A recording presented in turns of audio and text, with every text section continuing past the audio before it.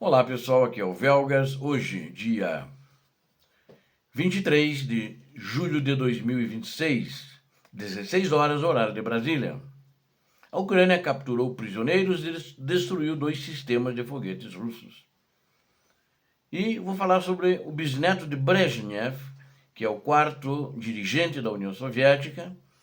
Ele, depois de Khrushchev, que ele assumiu, e esse bisneto dele caiu prisioneiro dos ucranianos, mas já faz alguns meses. E eu já falei isso num outro vídeo, meses atrás, mas eu resolvi falar novamente agora. Isso dá uma noção, inclusive, do contexto, que até algumas pessoas assim, que não estavam bem financeiramente, como ele, resolveu ir para a guerra e acabou, ainda bem que não morreu, né? Acabou, falando em termos de vida, né? Não perdeu a vida dele e ele é prisioneiro de guerra hoje. As forças ucranianas impuseram, o resto da notícia fora o Brezhnev, todas elas recebidas na data de ontem. As forças ucranianas impuseram uma derrota humilhante ao regime russo na província de Zaporizhia, capturando 64 militares, foram capturados, e pulverizando sistemas avançados de defesa aérea da Rússia. A inteligência da Ucrânia desmascarou as farsas cinematográficas do Kremlin, ali que faziam naquela região, capturando soldados que tentavam apenas plantar bandeiras para vídeos falsos de propaganda na internet. Entre os invasores capturados estão estrangeiros, enganados, e o próprio bisneto do líder soviético Leonid Brezhnev, que marchou para a guerra para pagar suas dívidas. Assista a este vídeo bombástico até o final para ver o colapso moral e militar das tropas de Vladimir Putin. Peço a quem não é inscrito, inscreva-se no canal. Aqui é o canal da verdade, ative o sininho. Aqui você vai gostar do que você vê todo dia. E também eu peço a todos que deem um like, aquele like também da verdade, tal como essa inscrição que é da verdade, que gosta de assistir a verdade todos os dias. Comentem e compartilhem com suas redes sociais. Obrigado, sei que posso contar com vocês. O massacre e a captura em Zaporizhia. O destemido regimento de número 225, é um regimento de assalto das Forças Armadas da Ucrânia, executou uma operação cirúrgica avassaladora na província de Zaporizhia. Que vocês lembram de Zaporizhia, né? Os russos diziam: já conquistamos Uliápoli, estamos em Uliápoli. Eles tinham, de fato, alguns infiltrados ano passado, fim do ano, para a virada desse ano. Mas foram mortos ou foram presos, né? E nunca tomaram a cidade de Uliápoli. E tinha muita gente em outros canais dizendo Uliápoli caiu, quando não caiu. A mesma mentira que eles contam em outras localidades, eles contaram em Uliápoli apenas para recordar, e vocês vão lembrar de fato que eu divulguei muito isso, ao contrário do que muitos outros canais pró-russos falavam. E os guerreiros ucranianos, eles interceptaram e capturaram o número impressionante de 64 militares russos que tentavam violar as linhas de defesa. Então foram capturados todos eles. Notícia chegada ontem. A missão dessas tropas da Rússia era se infiltrar na retaguarda de forma oculta, evitando o combate direto para caçar tripulações de drones ucranianos. Ou seja, eles queriam achar os postos dos operadores de drones, ir lá e eliminar todos eles, matá-los. Essa era a missão deles. O objetivo principal era esse.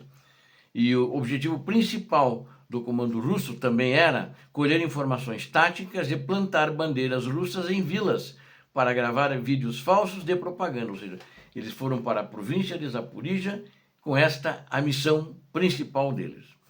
Essa tentativa teatral, né, do Kremlin de fingir a captura de vilas, de assentamentos, de pequenos conjuntos de casas, né, em vilas rurais, assentamentos rurais, foi completamente esmagada pelas tropas ucranianas que defendem ali a região de Zaporizhia. Os grupos de invasores foram totalmente cercados, caçados nas áreas estratégicas de Ternovaty, Kozlovtseve, Rozdestvenka, Vernianaya, Terça e Votvitcheka. Como resultado dessa vitória tática, a Ucrânia reabasteceu o seu fundo de troca de prisioneiros com 64 novos soldados russos sob custódia. Isso um oficial me falou, disse, olha, reabastecemos, vamos ter mais soldados para trocar. E demos risada. Eu coloquei mais ou menos como ele falou, ou seja, o fundo de troca, prisioneiros para trocar por prisioneiros ucranianos. Os depoimentos dos capturados revelam o pânico nas trincheiras russas que sofreram bombardeios contínuos de drones FPV durante 12 horas seguidas ininterruptamente. Os militares da Ucrânia também desmentiram as alegações russas sobre a tomada da vila de Kopan, capturando no local o soldado russo responsável por instalar os símbolos inimigos. E o bisneto de Brezhnev cai prisioneiro. O desespero da Rússia para repor as suas pesadas baixas militares forçou o regime a utilizar mentiras grosseiras para recrutar cidadãos estrangeiros. Um cidadão do Quênia, capturado também agora essa semana, né? De 35 anos de idade, engenheiro eletricista formado, foi capturado pelos militares ucranianos durante o rodízio das linhas russas. Você veja só como é que ele foi alistado no exército da Rússia. O estrangeiro declarou que aceitou uma suposta vaga de segurança na Rússia. Foram buscar ele lá no Quênia, assim como outras pessoas, por estar desempregado durante o ano de 2025. Ele aceitou, mas disse que ele foi enganado. Ele mesmo disse. E levado diretamente para uma base militar russa, descobrindo que seria usado como carne de canhão apenas após vestir o fardamento. Em uma operação vitoriosa na província ucraniana de Kherson, os combatentes da Ucrânia capturaram também o soldado russo Anton Milayev. Milayev é simplesmente o bisneto de Leonid Brezhnev, o antigo secretário-geral do Comitê Central do Partido Comunista da União Soviética. Descendente da elite russa, viveu 19 anos nos Estados Unidos, trabalhava lá e retornou para a Rússia acumulando uma dívida de 1 milhão de rublos. Milayev confessou que o dinheiro fácil da guerra foi o único motivo para marchar contra a Ucrânia, alimentado pela propaganda do Kremlin. Você veja que triste, né? Do que esse cara deve ter gasto tanto dinheiro, 1 milhão de rublos, deve ser em jogos, alguma coisa assim. E foi para a guerra para ganhar esse dinheiro, mas acho que não ganhou tudo isso, né? E acho que não paga o que ele de fato quer. Ainda bem que não perdeu a vida, poderia ter perdido a vida. Sistemas de defesa russos reduzidos a cinzas. Além das capturas em massa das forças de sistemas não tripulados da Ucrânia, aplicaram os sistemas não tripulados deram um golpe tecnológico letal contra o patrimônio militar da Rússia. Os drones de alta precisão da Ucrânia localizaram e pulverizaram 2 importantes sistemas de defesa aérea da Rússia nos territórios ocupados. Um moderno sistema de mísseis antiaéreos, o Buk-M1, foi reduzido a ferro retorcido na localidade de Zelenopilia, após que ele foi bombardeado. Na mesma investida aérea ucraniana, uma valiosa estação de radar foi totalmente explodida na região de Danilo Ivanivka.